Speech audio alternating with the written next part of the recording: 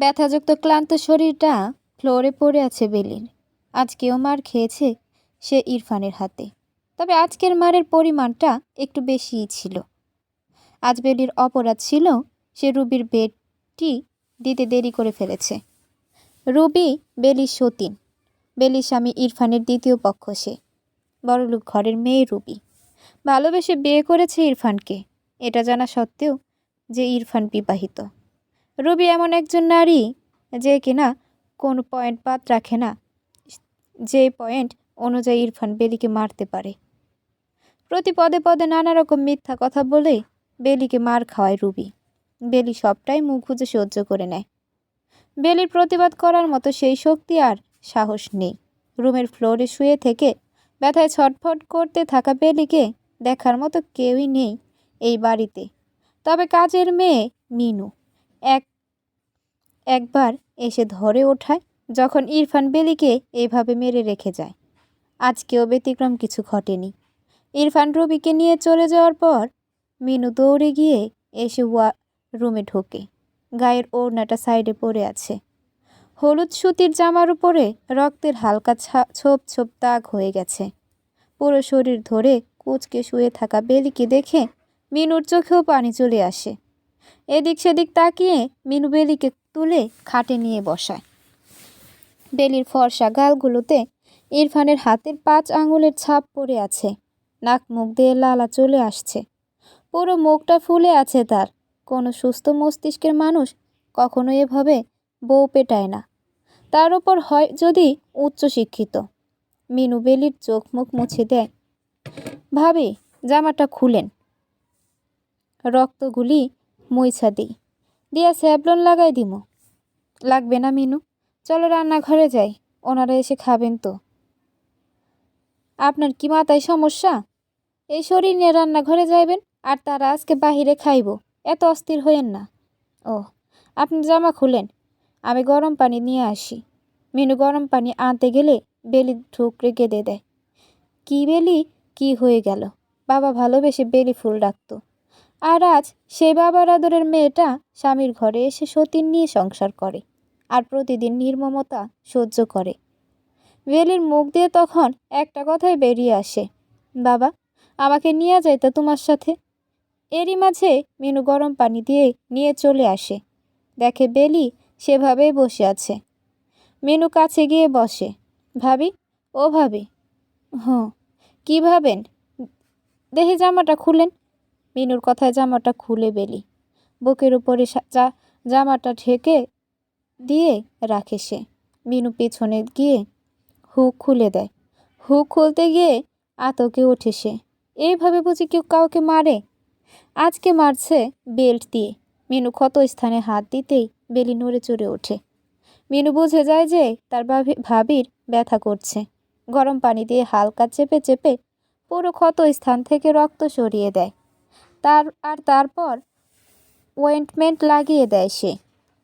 মিনু, ফ্যানটা চালাও, পুরো পিঠটা জ্বলে আমার। ফাটা জায়গা তো, তাই জ্বলে ভাবি, আপনি জামা পরেন না। ভাবি একটু শুয়ে থাকেন, আজকের রান্না আমি কইরে নিব। না মিনু, জানতে পারলে আবার মারবে আমাকে। আহারে ভাবি, কি করব বলো? মারধর যাই করে খেতে তো দেয়, এটাই অনেক। কোনোদিন দেখমো ময়রা রইছেন। আচ্ছা বাদ দাও, এইদিকে আসো, আমার হুকটা লাগাও, হাতে অনেক ব্যথা, পিছন অব্দি যায় না। আচ্ছা। অনেক কষ্টে জামা পরে রান্নাঘরে যায় বেলি। দিনে না খাক, তার বর আর তার বরের বউ রাতে এসে তো খাবে, সে ভেবেই রান্না করা। পুঁটি মাছের ঝোল, কাঁকরোল ভাজি আর ভাত করেছে তার আর মিনুর জন্য। ইরফান আর রুবির জন্য বাসমতি চালের ভাত আর চিকেন করে রেখেছে। রান্না শেষ করে উঠতে উঠতে আজান পড়ে যায়। মিনুকে বলে সে রুমে যায়, গোসল করে নামাজ পড়ে নিবে বেলি। বেলি বেলি ইসলাম সাইডটা বেশি মানে। যত যাই হোক না কেন, নামাজ কোরআন শরীফ পড়বে সে। রুমে এসে গোসল করে নামাজের জায়নামাজে দাঁড়ায়। বেলি ওইদিকে মিনু সব গুছিয়ে নিয়ে ঘরটাও মুছে ফেলে। 12 রাকাত নামাজ শেষ করে জায়নামাজে বসে দোয়া দরুদ পাঠ করে বেলি। তারই মাঝে মনে পড়ে যায় সুন্দর একটা পরিবার ছিল বেলির, মা বাবা আর সে। অভাবে থাকলেও দিন চলতো বেশ। কামরাঙ্গীচর এলাকায় সুখে শান্তিতে বড্ড ভালোই ছিল মেয়েটা। বেলির বাবা জব্বার মিয়া ছিলেন কাঠমিস্ত্রি, আর বেলির মা রাবেয়া বেগম রান্নার কাজ করতেন। রান্নার কাজ বলতে ব্যাচেলার্স মেয়ে ছেলেদের মেসগুলোতে রান্না করে দিতেন। বেলি ছিল জব্বার আর রাবেয়ার একমাত্র সন্তান। টানাটানি সংসারে বেলিকে ইন্টার অবধি পড়াতে পেরেছিলেন তারা। তার মাঝে আবার ইন্টার পরীক্ষাটাও দিতে পারেনি টাকার অভাবে। তারপর আর পড়াশোনা করেনি বেলি। সারাদিন পর জব্বার ঘরে ফিরে মেয়ের হাসি মাখা মুখটা দেখলেই খুশি হয়ে যেতেন। নাম রেখেছিলেন ভালোবেসে বেলি, আর আদর করে ডাকতেন বেলি ফুল বলে। বাড়ির উঠানে এসেই ডাক দিতেন বেলি ফুল বলে, আর বাবার কথার আওয়াজ পেয়ে বেলিও দৌড়ে চলে আসতো বাবার কাছে। বাপ মেয়ের আহ্লাদীপনা দেখে মা রাবিয়া বেগমও খুশি হতেন। একদিন দুপুরে খাবার দিতে বেলি তার বাবার দোকানে যায়, আর দেখে আর সেখানেই রহমান আলী বেলিকে দেখে। রহমান আলী অনেক ভালো মানুষ ছিলেন। সেই এলাকায় তার বহুল পরিচিতি। বেলিকে দেখে মনে ধরেছিল তার এমন 6 ছোট্ট মেয়েই তার ছেলের সাথে যায়। তাই তিনি জব্বারকে ডেকে নিয়ে সব বিস্তারিত কথা বলে পাকা করে নেন। সেদিন রাবেয়া মানে বেলির মা অনেক খুশি হয়েছিলেন। গরিবের মেয়ে যদি তার মা হারা ছেলের জীবনে আসে তাহলে তার ছেলের ভালোই হবে, এটা ভেবে ভদ্রলোক বিয়ে ঠিক করেন। কিন্তু প্রকৃতির বর্বরতায় কাছে হেরে যায়। হার মানতে হয় কিছু কিছু স্বপ্নকে। বিয়ে ঠিক হওয়ার পর একদিন বিকেলে কাজ থেকে আসার সময় ট্রাকের নিচে চাপা পড়েন জব্বার। সেখানেই তার মৃত্যু ঘটে। শোকার্ত বেলি আর রাবেয়া বেগম পাথর হয়ে যায়। অন্যদিকে রহমান আলীর এক কথায় তার নড়চড় হবে না। বিয়ে এই মেয়ের সাথেই দিবেন তিনি। তার ছেলে জব্বারের মৃত্যুর পর রহমান আলী বেলির মাকে ভরসা দেন আর ছেলেকে খবর দিয়ে গ্রামে আনান। ছেলে যখন শুনে তার বিয়ে একটা আওয়াজপাড়া গায়ে মেয়ের সাথে, তখন ছেলে সরাসরি না করে দেয়। কিন্তু রহমান আলীও কম জেদি না, তিনিও জোর করেই যাচ্ছেন। দেখুন বাবা, আপনার কথা রাখতে গিয়ে আমি এমন একটা মেয়েকে বিয়ে করতে পারি না। বেলি অনেক ভালো মেয়ে। সে ভালো নাকি খারাপ আমি জানতেও চাই না। আর তাছাড়া আমি গ্র্যাজুয়েট ছেলে, ভালো চাকরিও করছি। আমারও পছন্দ থাকতে পারে। তোমার পছন্দ যে আমার পছন্দ হবে তেমনটাও কথা না। তাহলে আপনার পছন্দ কি করে আমার পছন্দ হবে বাবা? বুঝার চেষ্টা করেন। আমি পারবো না বিয়ে করতে। দেখো, ওর বাবা মারা যাওয়ার আগে আমি কথা দিয়ে রাখছি, এখন ওর বাবা নেই, আমি কথার বরখিলাপ করতে পারবো না। বাবা, বিয়ে শাদী যদি হয়েও যায় ওই মেয়ে শান্তি পাবে না। কিন্তু পড়াশোনা শিখে ভালো চাকরি করে কি এতই লায়েক হয়ে গেছো নাকি? মা মরা ছেলেকে মানুষ করতে কি আমার কষ্ট হয়নি? দেখুন বাবা, আমি আর তর্ক চাই না। বিয়ে এই মেয়েকেই করতে হবে, এটা মনে রাখো। রহমান আলী একরকম জোর করে ছেলের সাথে বেলির বিয়ে সব আয়োজন করে, আর ছেলেও ক্ষোভে ক্ষুব্ধ হয়ে বিয়ের পিঁড়িতে বসেছিল। শুক্রবার জুমার নামাজের পর বিয়ের কার্যক্রম শুরু হয়। বিয়েতে সব খরচ রহমান আলী নিজে করেন। বাঁশের বেড়ার এক পাশে একটা ব্যানার টাঙানো হয়, যাতে লেখা ছিল, আজ বেলি ও ইরফানের শুভ বিবাহ। বেলির বাবা মারা যাওয়ার 2 মাসের মাথাতেই ইরফানের সাথে বেলির বিয়ে হয়। বিয়ের পর রাতে যখন বেলিকে ইরফানের রুমে রাখা হয়েছিল, আজও মনে পড়লে 2 চোখ ভিজে যায় বেলির। এরই মাঝে দরজায় টোকা পড়ে।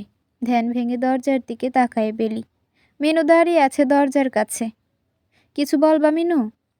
2:30 বাজে, নামাজ এখনও হয় নাই আপনার? হ্যাঁ হয়েছে। তাইলে আসেন, ভাত বাড়ছি আমি, আসতাছি। মিনু মেয়েটা যথেষ্ট ভালো আর ভদ্র। রুবিকে সে একদম দেখতে পারে না, কারণ ইরফানের অবর্তমানে রুবি বেলির সাথে যা যা করে সব কিছু সাক্ষীই মিনু। মিনু কয়েকবার বলতে চেয়েছিল, কিন্তু বেলির নিষেধ সে আর মুখ খোলেনি। নামাজের মনোযোগ শেষ করে জায়নামাজ ছেড়ে উঠে দাঁড়ায় বেলি। পুরো শরীরটা ব্যথা হয়ে আছে তার। কয়টা ভাত খেয়ে নিয়ে নাপা ট্যাবলেট খেয়ে নিবে। আস্তে আস্তে হেঁটে ডাইনিং রুমে যায় বেলি। আজকে বাসায় কেউ না থাকায় টেবিলে বসেই ভাত খায় বেলি আর মিনু। ইদানিং ভাত খেতে খেতে গেলে গলার মাঝখানটায় ভাত আটকে থাকে বেলির। ইরফান মারার সময় প্রায়ই গলায় চাপ দেয়, না হয় গায়ের ওড়না দিয়ে ফাঁস দেয়। গলার ব্যথায় ঠিকমতো খাবারও গিলতে পারে না বেলি। ভাত খেতে বসে গলার অসহ্য যন্ত্রণায় চোখের পানি ছেড়ে দেয় বেলি। বেলির কান্না দেখে মিনুরও খানা বন্ধ হয়ে যায়। আর কাইন্দেন না তো ভাবি, কতদিন কইলাম যান যান গা যান, শুনেন নাই আমার কথা। আবার আমারেও কিছু কইতে দেন না ভাইরে, তাইলে হুদাই কান্দেন কিত্তে? কান্দেন না। মিনুর কথায় অশ্রু সজল চোখে তাকায় বেলি। রুমে শুয়ে শুয়ে আগের কথা ভাবছে বেলি। পাশের ঘরে সেদিন বসেছিল সে। ইরফান রুমে তো এসেছিল ঠিক, কিন্তু সেখানের ঘটনাগুলো ঘটেছিল উল্টো। ইরফান এসে সোজা হয়ে পড়ে, বেলি তখনও বসা খাটে। এরই মাঝে একটা ফোন আসলো ইরফানের মোবাইলে। ফোনটা হাতে নিয়ে বাহিরে চলে যায় সে। আর তারপর যখন রুমে আসে তখন হয়তো ইরফান নাকচ করে। নাকচ এক দানব রুমে ঢুকেছিল। ইরফান খাটের এপাশ ঘুরে হাতে ধরে টেনে নিচে ফেলে দেয় বেলিকে। অকথ্য বিশ্রী ভাষায় কথাও বলে। আর তার শেষ কথাটা ছিল, তুই যদি এক বাপের জন্মের হয়ে থাকিস আমার আশেপাশেও ঘেসবি না। আর তারপর দিনই ইরফান চলে যায়। মুখ বুজে সবটা সহ্য করে নেয় বেলি। বিয়ের ঠিক 1 মাস পর ইরফান আবার বাড়ি আসে, তাও রহমান আলীর কথায়। সেইবার রাতে বেলি ভুল করে ইরফানের গায়ে দুধ ঢেলে দেয়। আর তার শাস্তি বেশি কিছু ছিল না, শুধু পায়ের থেকে জুতা খুলে জুতা দিয়ে মেরেছিল সদ্য বিয়ে করা বউটাকে। সেইবার একদিন থেকেই আবার চলে যায় ইরফান। আর তারপর লাস্ট আসে রহমান আলীর শরীর খারাপ হওয়ার পর। সেইবার আসার পরই রহমান সাহেব ইরফানকে বাধ্য করে বেলিকে নিয়ে ঢাকা থাকার। ইরফান শত না করার পরেও রহমত আলী কিছুই শোনেনি এবং শুনতে চানওনি। জোর করে বেলিকে ইরফানের সাথে ঢাকা পাঠিয়ে দেয়। আর যার ফলস্বরূপ আজ সে কুকুরের মতো মার খায় ইরফানের কাছে। এইসব ভাবতে ভাবতে ঘুম চলে আসে বেলির। শরীর ব্যথায় থাকা কারণে ঘুম চলে আসছে চোখে। মিনু ফাঁক দিয়ে একবার দেখে গেছে বেলিকে। মিনু মেয়েটা ইদানিং একরকম আতঙ্কে থাকে। ইরফান যেইভাবে মারে বেলিকে, কোন দিন জানি দেখে একেবারে মেরেই ফেলে। এই ভয়ে থাকে সারাদিন। বিকেলের শেষে দিকে ঘুম ভেঙে যায় বেলির। অজু করে নামাজ পড়ে রান্নাঘরে যায় সে। সন্ধ্যায় তারা আসলেই কফি চাইবে, বলার সাথে সাথে হাজির না করলে আবার মারবে। তাই আগে ভাগে সব করে রাখবে বেলি। মাগরিব নামাজের পর ইরফান আর রুবি বাসায় আসে। কলিং বেল বাজার সাথে সাথে মিনু গিয়ে দরজা খুলে। রুবি সুজা নিজের রুমে চলে যায়। ইরফান ড্রয়িং রুমে বসে। সোফায় বসে এসিটা ছেড়ে দেয় সে। এরই মাঝে বেলি কফি নিয়ে আসে। কফির মগটা ইরফানের হাতে তুলে দেয় বেলি। হাত বাড়িয়ে কফির মগটা নিতে গিয়ে বেলির হাতে নজর পড়ে ইরফানের। বেল্টের বাড়ির দাগ এখনো লাল হয়ে আছে। এটা দেখার পর একবার বেলির মুখের দিকেও নজর দেয় ইরফান। মুখটা ফুলে একাকার হয়ে আছে। আজকে বোধহয় মারের পরিমাণটা বেশি হয়ে গেছিল। মুখে কিছুই বলেনি ইরফান। বেলি সেইখান থেকে চলে যেতে নিলে ইরফান ডেকে দেয়। ইরফানের ডাকে কলিজায় কামড় পড়ে বেলির। বেলির ধারণা আবার হয়তো মারবে। সেই এক জায়গায় ভয়ে দাঁড়িয়ে থাকে মেয়েটা। আবার ডাকে ইরফান, বেলি শুন তো। জি। রুবিকেও কফি দিয়ে আয়। জি আচ্ছা। বেলি রুবির রুমের সামনে গিয়ে দরজায় নক করে। এই কে? আপু, আমি বেলি। কি চাই? কফি দিতে আসছিলাম। ভেতরে আয়। রুবিও কুকুর বেড়ালের মতো ব্যবহার করে বেলির সাথে। বয়সে ছোট, পড়ালেখায় অনেক এগিয়ে আছে রুবি। ইংলিশের উপর অনার্স কমপ্লিট করা। দেখতে শুনতেও খারাপ না। বাপের ভালো টাকা পয়সা, যার কারণে মানুষকে মানুষ মনে করে না। আর বেলি তো তার 2 চোখের বিষ। শুধু ইরফান তাকে আগে বিয়ে করার জন্য সে প্রথম বউ আর দ্বিতীয় বউ রুবি। যদিও কয়েক দফা বলা হয়েছিল বেলিকে ডিভোর্স দিতে, কিন্তু ইরফান চেয়েও দিতে পারেনি। কারণ গ্রামে তার বাবা রহমান আলী শুনলে তাকে হয়তো ত্যায্য পুত্র করে দিবে। এমনকি রহমত আলী এখনও জানে না যে ইরফান আরও একটা বিয়ে করেছে এখানে। রুমের মধ্যে গিয়ে বেলি কফির মগটা টেবিলের উপর রেখে চলে আসতে নিলে রুবি বেনিকে আটকে ধরে। বেলির সামনে এসে বেলির বাম গালটা নিজের হাতে ধরে আর তাচ্ছিল্যের হাসি দিয়ে বেলিকে বলে, লজ্জা থাকলে আর কখনো আমার বেডটি দিতে দেরি করবি না। আজকের মারের কথা মনে থাকলে মনে থাকবে। ঠিক সকাল 10টায় আমার বেডটি চাই, আমার বিছানার পাশে থাকবে। যা এখান থেকে। রুবি ধাক্কা দিয়ে বের করে দেয় বেলিকে। চোখের পানি মুছতে মুছতে রান্নাঘরে ঢোকে বেলি। বেলিকে দেখে মিনু বুঝে যায় কিছু একটা হয়েছে। আবার কিছু কইছে না ওই নবাবের বেটি? মিনু আসতে বলো বোন, শুনলে তোমাকে বের করে দেবে। দেখ বাহির কইরা, আমার কি আসে যায়? আমার কি আপনার মতো কইলজা ছড়নি? তা কি কইছে সে? কিছু বলে নাই। দেহি আমার দিকে তাকান তো। মিনু বেলির মুখটা ধরে তার দিকে ঘোরায়। বেলির মুখটা আসলে অনেক মায়ায় ভরা। মিনু কিছুক্ষণ তাকিয়ে থাকে, তারপর আবার বলে, ভাইরে ভালোবাসেন? মিনুর কথায় চোখ বড় করে তাকায় বেলি। মিনু এইসব কি বলে? আসলে এইটাই যে বেলির মনের কথা। কিন্তু মিনু বুঝে ফেলল কিভাবে? মিনু কি সব বলো? আপনি ভালোবাসেন ভাইরে, এই জন্যই তার এমন পীড়া খান। ভাবি একটা কথা কই, বলো। আপনার মায়েরা ফেলাইব ভাই? ভাবি এখনো সময় আছে, জানগা। কই যাবো মিনু? যাওয়ার মতো তো কোনো জায়গা আছে? গ্রামে যাইতে পারবো না, সেদিকে তার বাবাই আছে। আর আমার মা, তার কাছে থাকলেও মানুষে অনেক বাজে বাজে কথা বলবে। শরীরটা তো আছে, রথ তো আছে, কাম কইরা খাইবেন, তবু আর মায়ের খাইয়েন না। কিন্তু আমি তাকেও ছাড়তে পারবো না। কি ধুর পেয়াক্কেল মাতারি, যান যান মরেন গিয়া, আমার কি? আপনারা মায়েরা ফালাইলে রাইখা যাইব আর আমি গিয়া মলম লাগামো?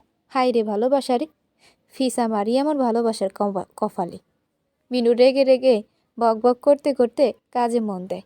বেলি রুমে যায়, দরজায় এঁটে গিয়ে দিয়ে ওড়নায় মুখে চেপে কেঁদে দেয়। বেলি সত্যিই নিরুপায়। সে কি করবে? আবেগের কাছে সে বাধা। ভালোবেসে পাশে অনেক ইরফানকে, যদিও সে জানে ইরফান তাকে শুধুই তার বাসার বান্দি ভাবে। বউ সে কখনোই হতে পারবে না। তবুও কেন জানি বেলি ছাড়তে পারে না ইরফানকে। সকাল সকাল উঠে নাস্তা বানিয়ে টেবিলে সাজিয়ে রাখে বেলি। রোজ সকাল 9টায় অফিসে যায় ইরফান। এই 7 মাসে ইরফান শুক্রবার ব্যতীত সপ্তাহে 6 দিনই একা নাস্তা করে, কারণ তার দ্বিতীয় স্ত্রী ঘুম থেকে উঠে সকাল 10টায়। তার পক্ষে সকাল সকাল উঠা ইম্পসিবল ব্যাপার, আর নাস্তা বানানো তো অসম্ভব ব্যাপার। এই 7 মাসে সে একবারও রান্নাঘরে ঢুকে দেখেও নি রান্নাঘরের চেহারাটা কেমন। ইরফান একাই ঘুম থেকে উঠে শাওয়ার নিয়ে রেডি হয়ে নাস্তা খেয়ে অফিসে চলে যায়। তার বান্দি বেলি তো আছে, সেই সব কাজ করে দেয়। আজও ব্যতিক্রম কিছুই নাই। বেলি সব সাজিয়ে রাখে। মিনু দুপুরের খাবারের ব্যবস্থা করেছে রান্নাঘরে। ইরফান শার্টের হাতা ঠিক করে ব্লেজার হাতে নিয়ে নাস্তার টেবিলে বসে। ইরফান বলার আগেই তার সামনে সব হাজির করে রাখে। ইরফানের সকালবেলা দুধ চা না হলে চলেই না।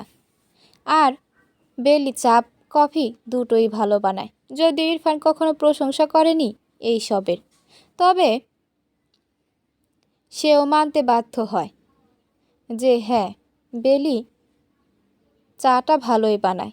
নাস্তা করতে করতে এক হাত দিয়ে কলারের নিচের বোতামটা খুলতে গিয়ে একদম পুরো ছিঁড়েই ফেলে ইরফান। ধুর, মেজাজটা কেমন লাগে এখন। তাড়াতাড়ি সময় দেরি হয়ে যায়। বেলি সাইডে দাঁড়িয়েছিল বিধায় দেখে সব, আর মিনু রান্নাঘর থেকে সবটাই খেয়াল করে। মুচকি হাসি দিয়ে ভেতরই বক বক করে সে, এক্কেবারে ভালো হইছে, হারামজাদা, অসভ্য বেটা। বিয়ে একটা কইরা আবার আরেকটা করছে। বউটারে জানোয়ারের মতো ফিডায়। একেবারে ভালো হইছে। এই বেটায় এক জানোয়ার, আর এইভাবে এটার ছোট বউটা আরও বদমাইশ। ইরফানের 14 গোষ্ঠীকে তুঙ্গে তুলে দেয় মিনু। যদিও আস্তে আস্তে বলেই নিজের ক্ষোভ প্রকাশ করে মিনু, কারণ ইরফান বা রবি কারো সামনে এইসব বলার ক্ষমতা নেই তার নিজেই বলে। এইদিকে বেলি ফ্লোর থেকে বোতামটা কুড়িয়ে হাতে নেয়। ইরফান একা একাই বলতে থাকে, আজকে প্রেজেন্টেশন আর আজকে এমন হতে হলো। ধুর। বেলি ইরফানের বিরক্ত হওয়া দেখে নিজেই বলে ওঠে, আমি লাগিয়ে দিই। এখন আবার শার্ট খুলতে হবে। লাগাতে গেলে শার্টের ইস্ত্রিটাও নষ্ট হয়ে যাবে। আপনি নাস্তা খান, আমি সুই সুতা নিয়ে আসি। শার্ট খুলতে হবে না, এমনিতে লাগানো যাবে। ভেতর থেকে সবটাই শুনে নেয় মিনু। বেলির উপর অতিরিক্ত মেজাজ খারাপ লাগছে তার। হের এক্কেরে আদর বাইরা বাইয়া বাইয়া পড়ে। এখন হের পেয়ারের ছোট বউরে উঠাইয়া লাগাইতে পারে না। শয়তান বেড়া, নামাজ কালাম তো পড়েই না, জিতটাইয়া পইরা ঘুমায়। অসভ্য বেডি কহনকার। এই বলে বোতামটা হাতে নিয়েই বেলি রুমে যায় সুই সুতা আনতে। প্রায় 5 মিনিট হয়ে যায়, বেলির আসার খবরও নেই। ইরফানের নাস্তা খাওয়া শেষ হয়ে যায়। কিছুক্ষণ বসে থেকে নিজের রুমে যায় ইরফান। রুবি তখনও ঘুমাচ্ছে। রুবিকে ডাকতে আসে সে। রুবি, এই রুবি, আরে এই রুবি, শুনছো? কি হয়েছে, ডাকো কেন? শার্টের বোতামটা লাগিয়ে দাও না। শার্টের কি অভাব পড়েছে ঘরে? আরেকটা পরে যাও। কী সব বলো ঘুমের তালে? আজকে আমার প্রেজেন্টেশন, তাই তো এই শার্ট পরেছি আমি। ঘুমাইতে দিবা একটু? আমি তোমার বোতাম লাগানোর জন্য ঘুম নষ্ট করব নাকি? যাও, সরো এখান থেকে, পারলে নিজে লাগিয়ে নাও। ধমক টমক দিয়ে আবার ঘুমিয়ে যায় রুবি। ইরফানের মেজাজ সেই লেভেলের চড়ে গেছে। ওর মন চাইছে রুবিকে এক লাথি মেরে খাট থেকে ফেলে দিতে, কিন্তু ইচ্ছা থাকলে উপায় নেই। একবার জোরে ধমক দিয়েছিল বলে রবির বাবা ইচ্ছামতো ছেড়েছিল ইরফানকে। বড়লোকের মেয়ের এ একটা সুবিধা, বাপের অঢেল টাকা পয়সা থাকলে জামাইকে পাত্তা দেয় না। এখানে রুবিও তেমনটাই। ইরফান নিজের রুম থেকে বেরিয়ে বেলির রুমে যায়। গিয়ে দেখে বেলি তখনও সূচে সুতা গাচ্ছে। ইরফান রুমের ভেতরে যায়। তুই এখনও সুতা নিয়ে দাঁড়িয়ে আছিস? আসলে আমি ভুলেই গেছিলাম এইগুলো কোথায় রাখছি। খুঁজতে খুঁজতে এইমাত্রই পাইলাম। এক্ষুনি সেলাই করে দিচ্ছি, তাড়াতাড়ি কর। এই তো হয়ে গেছে, এক্ষুনি লাগিয়ে দেব। এই বলে বেলি ইরফানের সামনে যায়। কাপা কাপা হাতে ইরফানের বুক অবধি ওঠায়। নিজের হাত জোড়া যথাস্থানে বোতামটা রেখে সুই গাঁথে বেলি। ইরফান খেয়াল করেছে বেলির হাত প্রচণ্ড কাঁপছে। ইরফান একবার বেলির মুখের দিকেও তাকায়। বেলি সব সময় মাথায় ওড়না পরে থাকে। 2 প্যাচ দিয়ে চুলগুলো ঢেকে সে ওড়না পরে সব সময়। গালের দিকে নজর দিয়ে দেখে কালকের মারের দাগ গাঢ় হয়ে আছে। তুই এইভাবে যে কাঁপছিস, কখন না জানি আমার বুকেই সুই গেঁথে দেস। ভয় নাই, আমি কারো বুকে আঘাত করি না। মুখে কিছু দেস না, এমন কালসে হয়ে আছে কেন? স্নোভাগ কিছু নেই? ইরফানের কথায় বুকটা ফেটে যাচ্ছিল বেলির। কান্না পাচ্ছিল ভীষণ সেই মুহূর্তে, কিন্তু তবুও সে চুপ করে আছে। লাস্ট কবে স্নো মেখেছিল সেটাও ভুলে গেছে সে। ইরফান সাইডে তাকিয়ে কোনো স্নোর বক্স খুঁজে পায়নি। অমনি তোতলাতে বেলি কিছু বলে। একটা কথা বলতাম? বল। আমার 2টা জামা লাগতো। কেন জামা নাই? বাড়ি থেকে যেগুলো আনছিলাম সেইগুলো এতদিন পরছি, জামাগুলো ছিঁড়ে গেছে, আর কয়েকটার রং জ্বলে গেছে। আমাকে সুতির জামা কিনে দিলেই হবে। কেমন সুতির জামা পরবে? 60 টাকা গজ কাপড়গুলো আছে না, গ্রামে পাওয়া যায় তো, ওই রকম এনে দিলেই হবে। আচ্ছা, দেখি পাই কি না। বোতাম লাগিয়ে দেওয়ার পর ইরফান রুম থেকে বেরিয়ে যায়। কয়েক সেকেন্ডের মাথায় আবার রুমে ঢুকে সে। কয় গজ লাগবে তোর? পিছে ফিরে তাকায় বেলি। ইরফানকে আবার রুমে আসতে দেখে অবাক হয় সে। তারপর ইরফানের ডাকে কথার উত্তর দেয়। জি। কয় গজ লাগে তোর? জামা, ওড়না, সালোয়ার সবগুলোতেই 2.5 গজ লাগে। আচ্ছা। বেরিয়ে যায় ইরফান। তারপর সোজা নিচে চলে যায় সে। বেলির রুমের জানালা দিয়ে নিচে সব কিছুই দেখা যায়। পর্দার আড়ালে ইরফানকে এক নজর দেখবে বলে নিচে তাকায় সে। ইরফান তখনও নিচে দাঁড়ানো ছিল। আজ ইরফানকে ভালোই দেখাচ্ছিল। সাদা ফরমালে অনেক সুন্দর লাগছিল। আর তার বরটাকে। এর মাঝে মিনু এসে পেছন থেকে বেলির গায়ে হাত রাখে।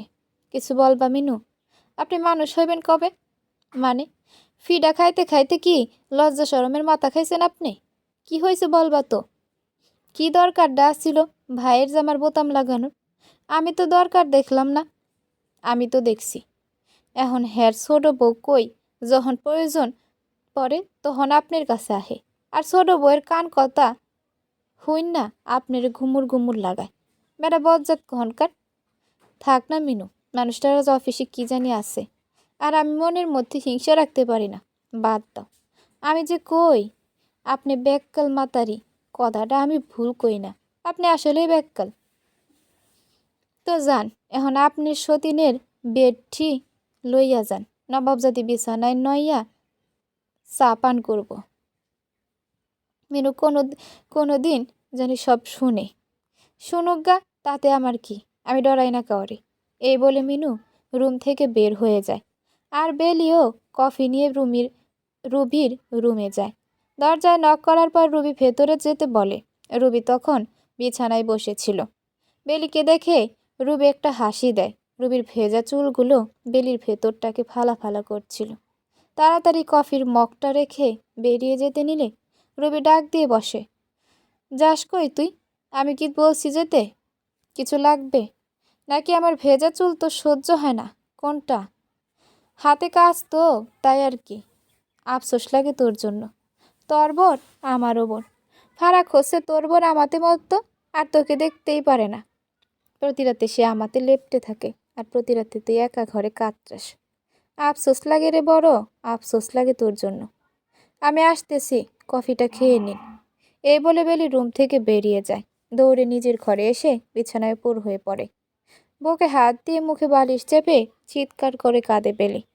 এমনটা তো হওয়ার কথা ছিল না, তবে কেন এমন হলো? বাবা আমাকেও সাথে করে নিয়ে যাইতা। এতিম করে কেন গেলা বাবা? এখন আমি কার বুকে মাথা রাখবো বাবা? রাতে ইরফান বাসায় এসে দেখে রুবি বাসায় নেই। এমনিতেই অফিসে প্রেজেন্টেশনের চাপ ছিল, তার উপর বাসায় এসে বউ নাই। মেজাজ আরও গরম হয়ে গেছে। এক কাপ কফির জন্য বেলিকে প্রায় 5-10 বার ডেকেছে ইরফান। বেলিও সাড়া দেয়নি। মেজাজ আরও খারাপ হয়ে যায় ইরফানের। বাসায় পরা রাবারের স্লিপারটা হাতে নিয়ে বেলির রুমের দিকে যায় সে। আজকে বেলিকে জুতো পিটা করবে ইরফান। মিনু তখন ড্রয়িং রুমে বসে স্টার জলসায় কে আপন কে পর সিরিয়াল দেখছিল। মিনু আবার স্টার জলসা জি বাংলা বলতে অজ্ঞান। টিভিতে এইসব দেখে আর সিরিয়ালের প্লেনদের ইচ্ছামতো গালমন্দ করে সে। ওদিকে স্যান্ডেলটা নিয়ে রুমের সামনে গিয়ে দেখে দরজা আটকানো, পুরোপুরি লক না। ইরফান বাহিরে দেখে বকাবকি করছে।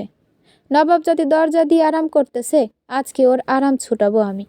এত ডাকার পরও সাড়া দেয়নি। ইরফান দরজাটা জোরে ধাক্কা মেরে খুলে দেয়। বেলি বলে রুমে ঢুকেই দেখে বেলি জায়নামাজে সিজদায় আছে। ওড়নাটা 2 প্যাচ দিয়ে পুরো হাত ঢেকে নামাজ পড়ছে বেলি। ইরফান পুরো হয়ে যায়। সে কাকে জুতা দিয়ে মারবে? ইরফান হাতে থাকা ঘড়ির দিকে তাকায়। 8টা বাজে, তার মানে এখন এশার নামাজের ওয়াক্ত। বুঝতে পেরে যে বেলির নামাজে থাকার জন্য সাড়া দিতে পারেনি, জুতাটা আস্তে করে হাত থেকে নামিয়ে নেয় ইরফান। রুম থেকে বেরিয়ে ইরফান মিনুর কাছে যায়। মিনু তখন সিরিয়াল দেখছে আর একা একা বক বক করছে।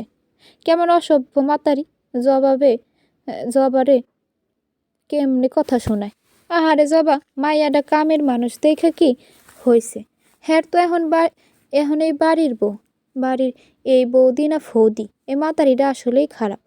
এর মাঝেই ইরফান ডেকে বসে মিনুকে। এই মিনু, যা কিছু কইবেন ভাই? 1 কাপ কফি দে তো। আর সারাদিন এইগুলা কি দেখোস? কে আপন কে পর, মাতারিটা অনেক খারাপ ভাই, জবারে দেখতে পারে না। জবা সেমরি আর কফাল আমাগো বেলির ভাবির মতো। এটা বলেই জিহ্বায় কামড় দেয় মিনু। টিভি অফ করে দিয়ে তাড়াতাড়ি পাশ কাটিয়ে যেতে নিলে ইরফান আটকায় তাকে। রবি কখন বের হয়েছে বাসা থেকে? ছোট ভাবি বিকালে বের হয়েছে। ও, বেলি ভাবি কই ভাই? ঘরে। তুই থাকোস, তুই জানোস না? সারাক্ষণ টিভি আর সিরিয়াল নিয়ে থাকলে জানবি কিভাবে? বেলি নামাজ পড়ে। আচ্ছা, আমি বানিয়ে দিতেছি। মিনু যেতেই নেয় অমনি ইরফানের হাতের জুতাটা দেখে ফেলে। মিনু সব বুঝে যায়। জুতাটা কী কাজে ব্যবহার করতে ইরফান তাও জানে মিনু। ভাই জুতা নিছেন কিনতে? বেলি ভাবেরে বাইরাবেন নাহি? তুই তোর কাজ কর, যা, আমি ফ্রেশ হতে যাই। কফিটা রুমে রেখে আসিস। আচ্ছা। ইরফান রুমে এসে টাওয়াল নিয়ে ওয়াশরুমে ঢুকে যায়। প্রায় 10 মিনিট পরে কফির মগ হাতে বেলি রুমে ঢুকে। কফিটা মিনুই বানাতো, কিন্তু বেলি নামাজ শেষ করে রান্নাঘরের দিকে যায় সে। মিনু, তোমার ভাই আসছে? হে কোন সময় তো আইছে। রুমে গেছিল, আমি নামাজের মাঝে ছিলাম তাই উত্তর দিতে পারিনি। হাতের জুতাটাও দেখেন নাই? মানে সাথের ছোট বউ বাহিরে গেছে, আপনারা এসে ডাকছে, আপনি সাড়া দেন নাই, তাই জুতা নিয়ে গেছিল বাইরেতে। ও, হুদা কইলেন? কি আর করবো, এসব তো পানি ভাত আমার কাছে। তুমি কি করো? কইলো কফি বানাইয়া দিয়ে আইতাম। আচ্ছা যাও, তুমি নাটক দেখো, আমি বানিয়ে দিচ্ছি। আচ্ছা। তখন বেলি কফি বানিয়ে নিয়ে যায়। সারা রুমে জায়গায় জায়গায় রুবি আর তার বরের ছবির ফ্রেম। দেয়ালে টাঙালো, বিছানার পাশে থাকা টেবিলে রাখা, সর্বত্র জায়গাতেই তাদের ছবি টাঙানো। নিজের বরের পাশে সতীনের ছবি। বুকের ভেতর আগুন জ্বললেও ঠোঁটে হাসিটা অবিচল। ভালোবাসার মাত্রা বেশি না হলেও অল্প তো আছে, সেখানেই জ্বলাটা বেশি। এর মাঝে ইরফান ও ওয়াশরুম থেকে বের হয়ে যায় আর দেখে বেলি দাঁড়িয়ে আছে, হাতে কফির মগ। কী রে তুই? আপনার কফি। রাখ টেবিলে। বেলি চলে যেতে নিলে ইরফান বলে ওঠে, আজকে অফিস অনেক চাপ ছিল, তোর জামা কাপড়ের কথা একেবারেই ভুলে গেছি, কাল আনবো। আচ্ছা। রাত প্রায় 10টায় রুবি বাসায় আসে, কিছু শপিং ব্যাগ সাথে তার। ইরফানকে রুমে দেখে বলে, কখন এলি? 2 ঘন্টা হবে। ও, এত রাত করে ফিরলা? ফিরতেই পারি, বন্ধুদের সাথে ঘুরলাম, খেলাম, শপিং করলাম। ও, একটা নেকলেস কিনেছি। ভালো করেছো। তুমি খেয়েছো?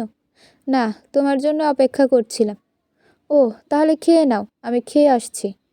ভালো করেছো, আমি ফ্রেশ হয়ে শুয়ে পড়ব। ওকে। রবি ওয়াশরুমে ঢুকে যাওয়ার পরে ইরফান ডাইনিং রুমে যায়।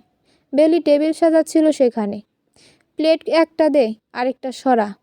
রবি খাবেন না আপু? রবি আপু খাবেন না? না, খেয়ে আসছে ও।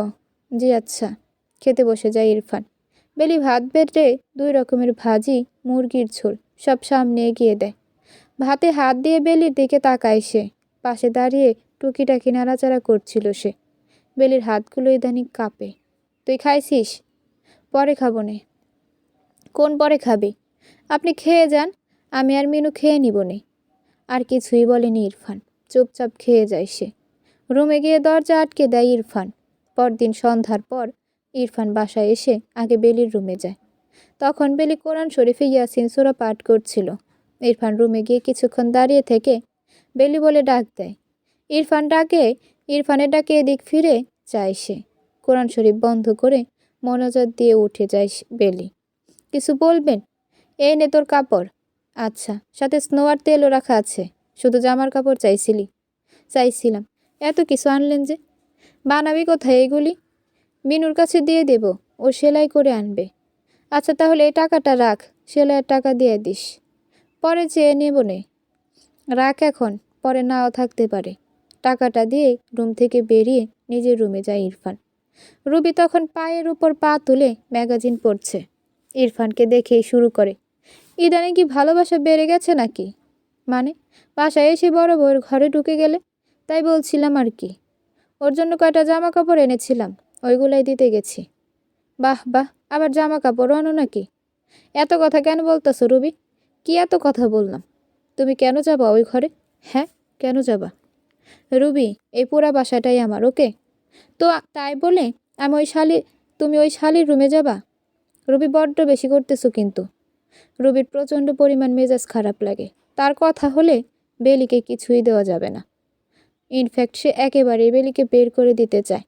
রবি বুঝতে পেরে গেছে কোথাও না কোথাও ইরফানের মনে বেলির জন্য মায়া দয়া আছে, আর যেটা তার একদম পছন্দ না। ইরফান যখন বেলিকে মারধর করে সেটা দারুণভাবে এনজয় করে রুবি। আর সে এমন কিছু কিছু কর্মকাণ্ড করে যার পুরো দায়ভার গিয়ে পড়ে বেলির উপরে। বেচারি সাদাসিধে মেয়েটাও বোবা হয়ে থাকে তখন। রাত প্রায় 2:30। বেলির ঘুমটা ভেঙে যায়, শরীরটা অনেক ব্যথা তার। মারধরের ব্যথাগুলো ইদানিং রাত হলেই বাড়ে তার। নিচু মিনু ঘুমায়, আর খাটে বেলি। খাট বলতে শুধুই খাট, যাতে একটা তোষক আর সস্তা বিছানার চাদর। একই স্বামীর স্ত্রী হয়ে সে পায় অবহেলা, অপর স্ত্রী পায় সুখ।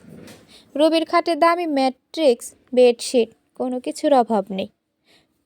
আর বেলির ঘরে তেমন কিছুই নেই। শরীরের ব্যথায় উঠে বসে বেলি। গলাটা শুকিয়ে গেছে তার। একটু পানি খেলে ভালো লাগতো, সাথে একটা নাপা ট্যাবলেট খেলে যদি ব্যথাটা কমে। আস্তে আস্তে খাট থেকে নেমে ওষুধের পাতা থেকে ওষুধ নিয়ে দরজা খুলে ডাইনিং টেবিলের দিকে যায় সে। পুরো বাসাটায় অন্ধকার, তেমন কিছুই দেখতে পাচ্ছে না বেলি। তাও হাতড়ে এগিয়ে গিয়ে টেবিলের সামনে ওয়ালে হাত রেখে রান্নাঘরের লাইট জ্বালায় বেলি। রান্নাঘরের লাইট অন করে সামনে তাকাতেই বেলি আতকে ওঠে। ও মা গো, কে ওইদিকে? আসলে ইরফান তখন ল্যাপটপে অফিসের কাজ করছিল। ড্রয়িং রুমে সোফায় বসে আরামসে কাজ করছিল ইরফান। এভাবে হঠাৎ আলো দেখায় ভয় পেয়ে যায় বেলি। আর তাছাড়া এমনিতেও বেলির আত্মা ছোট, অল্পতেই ভয় পায় সে। বেলির হালকা চিৎকারে ইরফান তাকায় ওর দিকে। ল্যাপটপ রেখে ডাইনিং রুমের দিকে আস্তে আস্তে বেলিকে উদ্দেশ্য করে বলে ওঠে, আর চিৎকার দেশ কেন? আপনি এত রাতে এখানে কি করেন? তুই কি করস? একটু পানি খাইতে আসছিলাম। ও, কাজ করতেছিলাম। এত রাতে ঘুমাসনি কেন তুই? এমনিতেই। ইরফান দেখে বেলি তার ওড়নাটা বুকের মাঝে ভাঁজ করে সুন্দর করেই পড়ে আছে। রাতে শোয়াতে চুল খুলে শুয়েছে, তাই সে চুলগুলো খোলা অবস্থায় আছে, তবে এলোমেলো। ইরফান চুলের দিকে নজর দিলে দেখে বেলির হাঁটু অবধি চুল। ইরফান যখন বেলির চুল দেখছিল তখন চুল পিঠ অবধি ছিল। এত বড় হয়েছে সে দেখেও নি, কারণ বেলি দিনের বেলায় মাথায় ওড়না 2 প্যাচ দিয়ে রাখে। আর ওই দিন মারার সময় বেলি চুল খোপা করা ছিল, তাই খেয়াল করেনি। ইরফান দেখেছে বেলির জগ থেকে পানি ঢালতেও লেট করছে, কারণ ওর হাতগুলো কাঁপছে। কালও দেখেছিল ওর হাত কাঁপছে। ভালো করে ঢাল, পানি পড়বে তো। বেলি ততটাও ফর্সা না, আবার একেবারে কালো না, উজ্জ্বল শ্যামলা রঙের অধিকারিণী সে। ইরফান বেলির ঘাড়ে নজর করে। সেই দিনের বেল্টের বাড়ির দাগ কালো হয়ে আছে তার ঘাড়ে। মুখটাও শুকনা, তবে গালের দাগগুলো ঝাপসা হয়ে গেছে। ইরফানের সামনে পানি খায় বেলি, আর ট্যাবলেটটাও। কিসের ওষুধ খেলি? গা হাত পা ব্যথা করতেছিল, তাই নাপা খাইলাম। ও, সেই দিনের মারটা বেশি হয়ে গিয়েছিল। মাথা গরম হয়ে গেলে কিছু ঠিক থাকে না আমার। আমাকে মেরে হাত সুখ পেলে ক্ষতি কি? এত মার খেয়ে পড়ে থাকিস কেন? যাওয়ার জায়গা আছে? ডিভোর্স দিতে চাইতেছি, তাতেও রাজি হোস না কেন? ডিভোর্স মানে বুঝোস? রুবি আপুর মতো ইংলিশ অনার্স না করলেও পেটে বিদ্যা আছে টুকিটাকি। ডিভোর্স মানে তালাক, এতটুকু বুঝি। কিন্তু আমি চাই না আপনি আমাকে ডিভোর্স দেন। আমি প্রয়োজনে বাসায় কাজ করেই খাবো। আপনার বাসায় তো কাজের লোকও লাগবে, আমিই তো আছি কাজের লোক হিসাবে। তবুও ডিভোর্স দেন না, আর আমিও সাইন করব না। বেলির আজকের কথাগুলো শুনে অনেকটাই অবাক হয় ইরফান। যে বেলি চুপচাপ পড়ে থাকতো, সেই বেলি এমন কথা বলবে ভাবতে পারেনি সে। ইরফান আবারও বলা শুরু করে, রোজকার অশান্তি একদম ভালো লাগে না আমার। তাহলে তুই গ্রামে চলে যা। গ্রামে গেলে আব্বা কষ্ট পাবে, আর আমি তো অশান্তি করি না। তুই করস না ঠিক আছে, কিন্তু রুবি করে, আর ভালো লাগে না আমার। রুবি আপু কিছু বললে আমাকে এসে মেরে মেরে যায়, জানেন তো। পাগলেও নিজের ভালো বুঝে, স্বামীর ভাগ পাগলেও দেয় না। একবার ভেবে দেখেন তো, আপনার হাতে কয়েক দফা মার খেয়ে তার উপর আপনাকে রুবি আপুকে দিয়ে দিছি। আমি কেমন পাগল? আমি নিজেকে পাগল ভাবি না, কারণ আগেই বলছি পাগলেও স্বামীর ভাগ দেয় না কাউকে। তাহলে আমি পাগল না হলাম বদ্ধ উন্মাদ? ঘুমায় পড়েন। আজ ইরফান বেলির কথা একদমই স্তব্ধ হয়ে যায়। বেলি আজ প্রথমবার এতগুলো কথা বলেছে ইরফানকে। আসলে দেয়ালে পিঠ ঠেকে গেলে পিঠও তখন কথা বলতে শেখে। বেলি হেঁটে যাচ্ছিল, তখনই আটকায় ইরফান। শোন। হ্যাঁ। তোর কি শরীর বেশি খারাপ? না, আমি ভালোই আছি। শরীর খারাপ থাকলে বল, আমি ডক্টরকে বলে ওষুধ এনে দিব। আমরা গরিব মানুষ, পিডাই আমাদের ওষুধ। আপনি মারা ব্যতীত আমার রুমে হুটহাট ঢুকিয়েন না। রুবি আপুর যাওয়া পছন্দের হয় তা কইরেন না। বেলি রুমে ঢুকে দরজা লাগিয়ে দেয়। বেলির নাক মুখ অনেকটাই ফোলা দেখাচ্ছিল। সোফায় বসে 2 হাত মাথায় নিয়ে নিচু হয়ে ভাবছে ইরফান। কি করবে সে? কেউই জানে না যে সে 2 বিয়ে করেছে। 2 দরজায় 2 রকম, 2 জায়গায় 2 রকম। কামরাঙ্গি চরে সবাই জানে রহমান আলীর ছেলে তার বাবার কথায় এক গরিব মেয়ে বেলিকে বিয়ে করেছে। আর অন্যদিকে ঢাকায় সবাই জানে ইরফান আহমেদ বিয়ে করেছে তার বউ প্রভাবশালী এক ধনী লোকের মেয়ে রুবি ইয়াসমিন। 2 জায়গায় 2 রকম পরিচয় তার। আবার বেলির কথাও ভাবছে সে। এতটা মারধর না করলেও পারত বেলিকে। আর বেলিও যেমন মার শুরু করলে চুপ করে মার সহ্য করে, যতক্ষণ না মার শেষ হয়। কিন্তু কি করবে ইরফান? রুবি যেইভাবে কথা তাকে বলে তার রাগ উঠে যায়। ইরফানের অবস্থা এখন 2 ফুল 1 মালি টাইপ, আবার 2 নৌকায় পা দিয়ে চলার মতো। অবশ্য এটাও ভুল। ইরফান একজনকে নিয়েই আছে, সে হচ্ছে তার দ্বিতীয় স্ত্রী রবি। তাহলে প্রথম স্ত্রী বেলির অস্তিত্ব কি তার জীবনে? প্রশ্ন হাজার, কিন্তু উত্তর একটাও নেই। উত্তরের কাগজটা শূন্য পড়ে আছে।